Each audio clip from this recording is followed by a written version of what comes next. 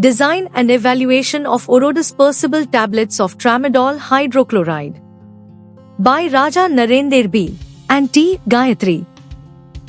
Background: oral drug delivery is the most preferred and convenient route of drug administration due to high patient compliance, cost-effectiveness, flexibility in the design of dosage form, and ease of production. Many patient groups such as elderly children, mentally retarded have difficulty in swallowing. Conventional dosage forms like tablets will be further hindered by conditions such as the unavailability of water, allergic reactions, and episodes of coughing. Hence, these problems can be solved by developing rapidly disintegrating and dissolving tablet dosage forms for oral administration because they dissolve in saliva and do not require water for swallowing. Aim: tramadol hydrochloride is a centrally acting synthetic opioid analgesic. The aim of the present study was to formulate mouth-dissolving tablets of tramadol hydrochloride. Methods: the tramadol hydrochloride mouth-dissolving tablets were prepared by direct compression and wet granulation methods. The composition of the present study includes tramadol hydrochloride, mannitol, crospovidone, copovidone, ethyl cellulose, silicon dioxide, and magnesium stearate.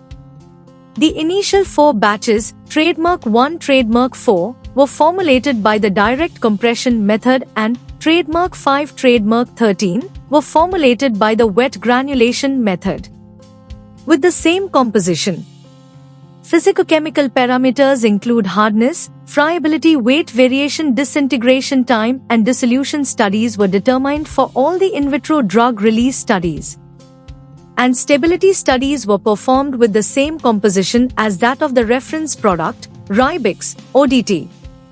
Results: the results indicate that the hardness of the tablet prepared by direct compression and wet granulation methods has increased with an increase in the concentration of super disintegrating agents like crospovidone, copovidone, and also Pharmaburst. In the case of disintegration time, Trademark 13 was considered to be the best formulation for 15 seconds and Trademark 01 is considered to be the poor formulation for 104 seconds because of its hardness and more porous structure. The trial Trademark 11 is considered as optimized formulation as part of dissolution and flow properties. Trademark 11, Trademark 13 was formulated and given to 5 human volunteers to study the organoleptic characters. The stability studies indicate that the drug is stable for a period of 3 months.